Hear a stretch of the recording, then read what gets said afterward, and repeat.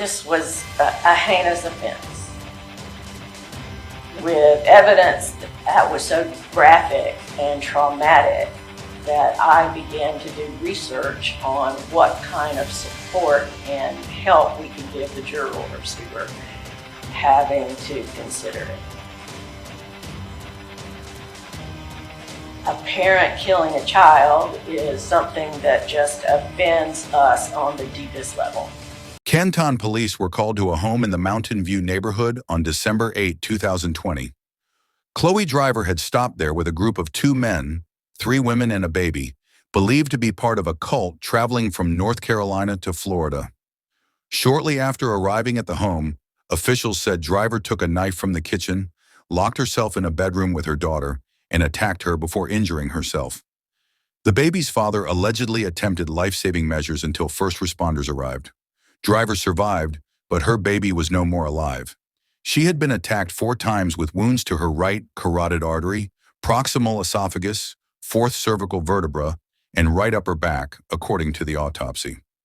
Chole Driver's trial took 6 days. A total of 21 witnesses testified, 15 of whom were called by the state. There were 135 pieces of evidence presented, including 9/11 calls, crime scene photos, and the murder weapon. Driver pleaded insanity, but the state made the case that she did not meet the criteria under Georgia law. No matter how hopeless you feel, no matter how desperate you feel, no matter how angry you feel, no matter how frustrated you feel, you don't get to commit the act of murder, and that is the law, said Chief Assistant District Attorney Katie Gropper in her closing argument. That was a violent, heinous, horrible way to die. And I don't care how bad your life is, you do not get to do that to this baby girl, and there be no consequences for you. She chose that life. Hannah did not. Hold her responsible. Driver pleaded insanity, but the jury rejected her plea and found her criminally responsible for her actions. She was found guilty but mentally ill of malice murder, felony murder, cruelty to children in the 1st degree, and aggravated assault by a jury in Cherokee County. Count below, we the jury find the defendant, count 1, malice murder, guilty beyond a reasonable doubt but mentally ill. Count 2, felony murder, aggravated assault, guilty beyond a reasonable doubt but mentally ill. Count 3, felony murder, cruelty to children in the 1st degree, guilty beyond a reasonable doubt but mentally ill. Count 4, aggravated assault, guilty beyond a reasonable doubt but mentally ill. Count 5, cruelty to children in the 1st degree, guilty beyond a reasonable doubt but mentally ill. So found this 20th day of November, 2024. Thank you, sir. During sentencing, Hannah Driver's father, Benyam, described his daughter as happy and engaging and insisted that Chole was not a victim, characterizing her as manipulative. 645 days ago, I had the most beautiful living daughter on Monday, the 5th of December, 2020. She was dressed in a tiny, prescient little pea coat that was also colored pea, curry yellow. We were at a rest stop in McDowell, North Carolina, and I brought her toward her favorite thing, the arbors, in the middle of the rest stop where the grass was green and the trees were tall and the roots were old and ripped up. I like to call her Naima, which means pleasantness, and she was pleasant to all she came and encountered. The most pleasant. What was her disposition and demeanor like? While we stood at that tree, she counted every layer of the roots. She was 13 months old. She had had a penchant for trees since she was a 1.5-year-old. She was sweet. There are babies that are planned. We know what the opposite of that is. But then there are babies that are planned. This child was deliberate, intentional, and the mental work of 2.5+ years prior to her 9.5 months in utero and her entrance into this world. There are a very special sister with 3 babies. And by the last one, Eliana, we came up with a term. There are forward-facing babies and not forward-facing babies. I have an older daughter who's estranged, you've heard about her, named Eiley. She was not a forward-facing baby. Eiley cared about mommy and daddy. You put her head in your armpit and you were wherever you were, and that was not Hannah Nicole. Hannah Nicole was a forward-facing baby, meaning when you carried the baby, she needed to see everybody and smile at them. Everybody in the room, as if she almost had an innate nature of knowing that she had very limited time. She had to see everything, and she'd get really, she'd let you know that she needed to be turned around if you were not holding her face forward-facing babies. My sister's little Eliana was like that. I learned to hold her that way. She wanted to be taken around. She wanted to count everything. And she was looking at those roots that day in her little coat, and she had her little curls that came over her hair.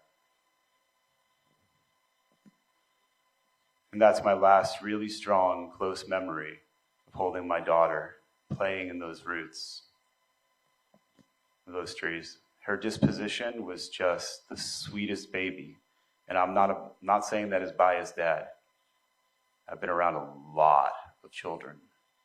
She was different. It's like she was hosting everybody she met. We would run. I wanted to bring the little Legos. So we would run. We would play. By the time she was 13 months old, she had a real thing for little cars. We'd chase them around the room together. I'd crawl with her. Beautiful. She was really weird looking. And some babies have this and some babies don't. Between like 4 months and 7 months, they're like growing. Some things are growing too fast. Some things are growing too slow. But by 13 months old, she was so beautiful. Did you provide photographs that you'd like to see? I would like to, please. Yes, Katie. See you, Hannah? Please. Your Honor, Please, the court. I'm going to publish the photographs that... This is me and Hannah together. And approximately how long prior to her death was this photo? About a few months. This is at a really beautiful, inexpensive hotel room in Clinton, Connecticut. And they have massive floor space for a hotel room like this. And we were chasing those little cars around all day, these little rev-up cars. So this would be the second week of August of 2020 when we were down with my family, as will be depicted more clearly in better photos coming. And my brother-in-law, Nathaniel Lewis, and my sister and her 3 children were all here meeting their cousin. This is in May of 2020. This is the quartz sand of Siesta Key, Sarasota. And we were spending a lot of time there. We were spending time at Nokomis and Venice Beach, the adjacent smaller beaches, and we would come in her wagon. And you can see what she's doing. See, she's not a passive baby. She would grab the handle of the wagon and look at me like it was the most fun thing to get and smile at Daddy at Dover, just to smile into my eyes and say, look, I'm leading the wagon. She'd do it every day. She'd take hold of the handle and say, I steer this. This is my wagon. And this is in Clinton, Connecticut again. And you can see, if you want to see her nature, that's her nature. That's her nature. Was she a happy baby? She was excited and happy and engaging, and she'd come up to you and want to just learn everything. She'd want to touch you and smile. She'd want to get inside you and let you know that you should be happy too. Nobody can weigh the potential of the impact. When you lose grandma and you lose grandpa and you were not estranged, you have a life, a rich life lived. You have memories. It's painful. It's a natural process and cycle of life. When you lose a baby, when somebody entitles himself by whatever precipitation, you can get into the moral philosophy if it is okay or not okay. Do you own your life? Can you take your life? But when you entitle yourself by whatever precipitations, by whatever precipitated your mind, without getting into the weeds, to decide you are entitled to take somebody else's life based on your opinion of whatever kind of mental illness, lack of mental illness, acting, pretending you're in mental illness, overlaying, masking, it doesn't matter. There is no wiggle room where you are entitled to take somebody else's life because of your impression or opinion. They are there to live life and discover what life is for themselves. The impact of losing Hannah Nicole, driver Ben Michael, cannot be measured. We sat around in the waves of some luxurious beach somewhere for 2.5 years, speaking tenderly to each other, dreaming our daughter. Before she was born, buying her the highest level, best things, doting on her. Nobody knows. Deanna doesn't know. Jeff doesn't know. Your Honor, you don't know. Nobody knows. She could have grown up and given humanity cures to things we don't even have diseases for yet. How can you measure the potential? How can you look at a father and say, the image I have of a 5-year-old, of a kindergartner, I lost the potential, I lost the view. The most unplanned child, to the most unprepared parents, is a travesty and a tragedy of the highest order that the parents may never be able to even articulate the pain and loss of. Now you're talking about a baby who was not just planned, but planned. A baby who was meant to put their best foot forward. A baby who was taught to have a moral and cultural consciousness that would give to humanity whatever she could possibly find as her niche and knack in the world. To measure the impact and loss privately, I'm a very hard individual. I've lived a very particular life in countries that are not here to get knowledge and find things. I'm not a good model for initial reactions. In other words, I'm extremely stoic.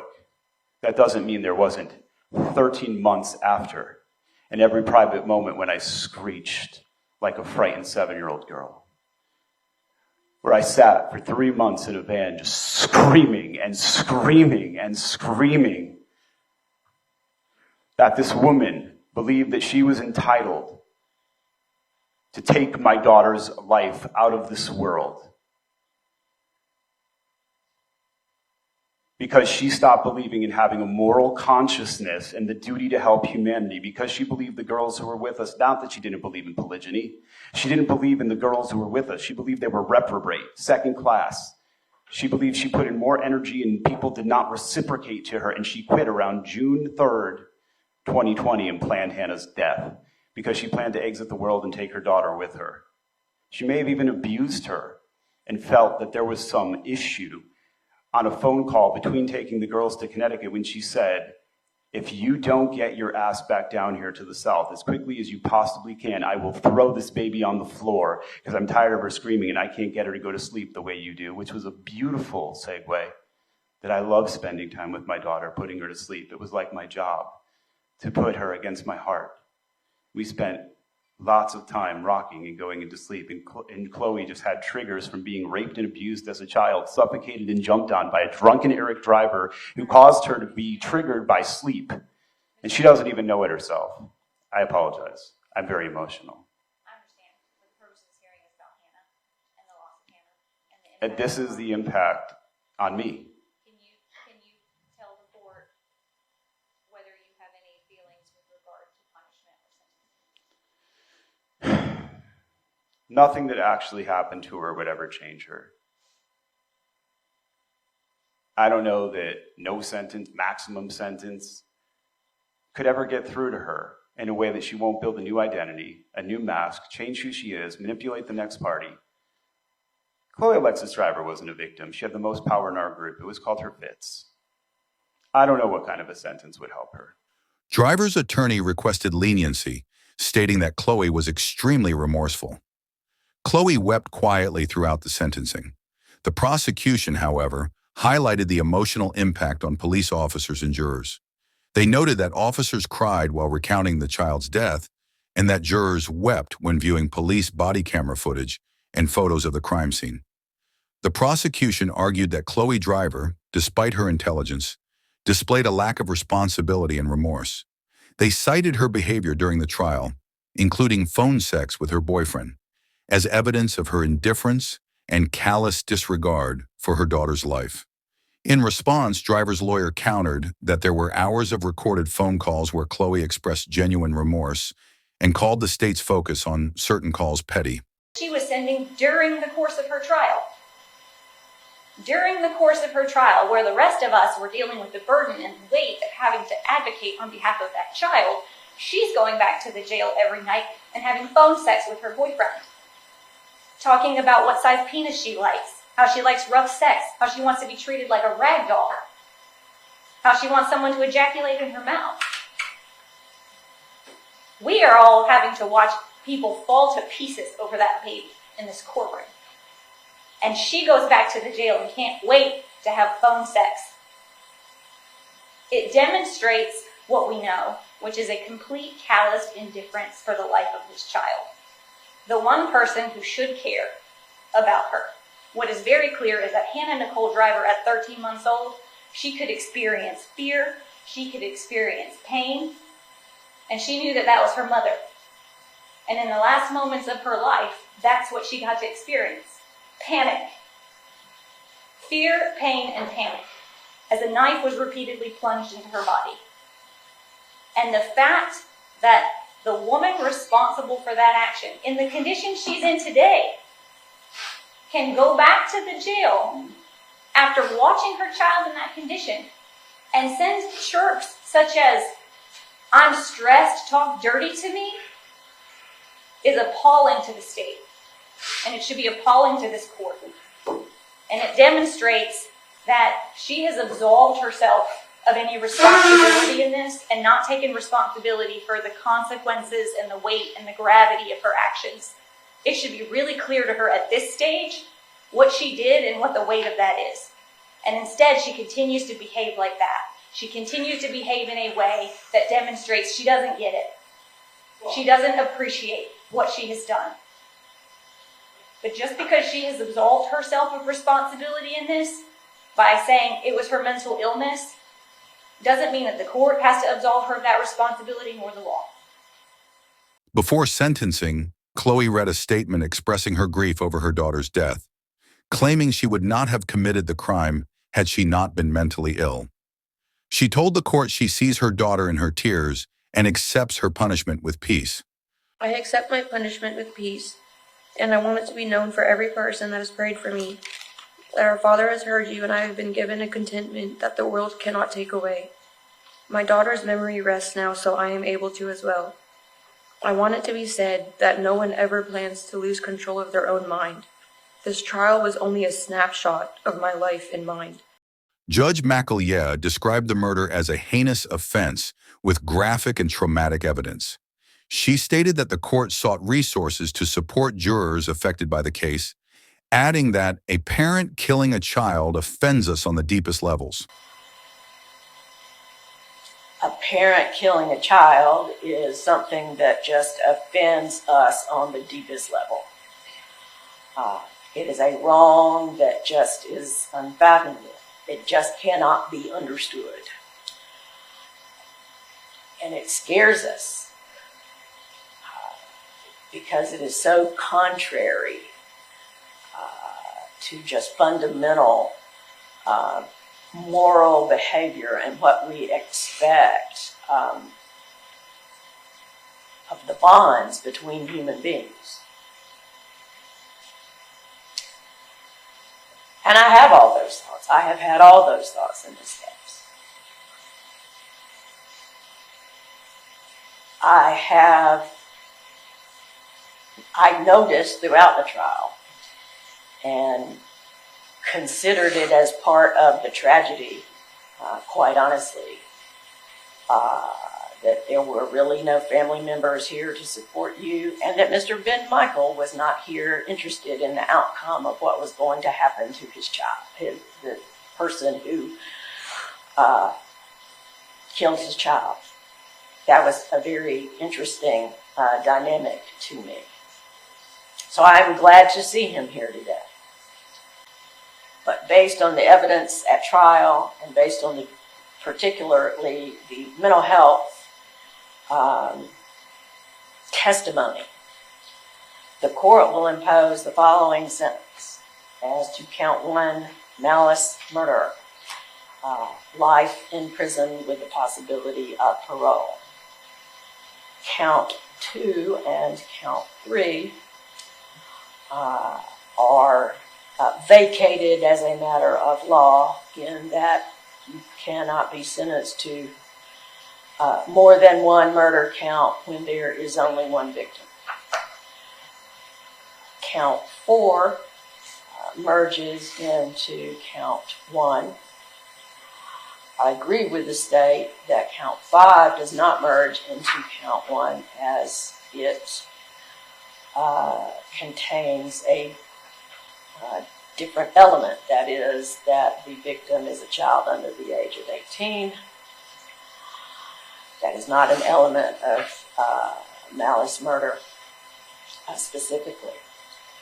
So as to count 5, the court imposes a sentence of 20 years to serve in the state prison system concurrent with count 1.